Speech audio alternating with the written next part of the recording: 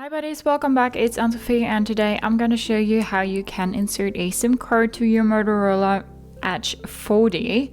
For that you need your SIM card and your SIM card ejector. For that you can use, well, your SIM card ejector or a simple paper clip. Depends on what you have like on hand.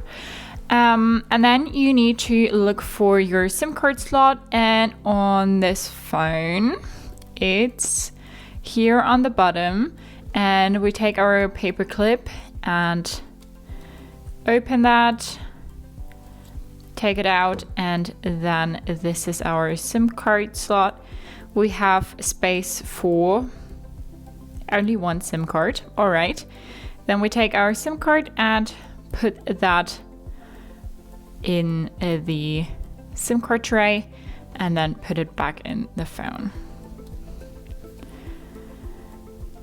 Now we need to put in our SIM pin to unlock our SIM card, and then when we're back in the phone, we see we have signal now. We can go to our settings and go to network and internet, and we see Kongstar SIM cards. We have our SIM card here.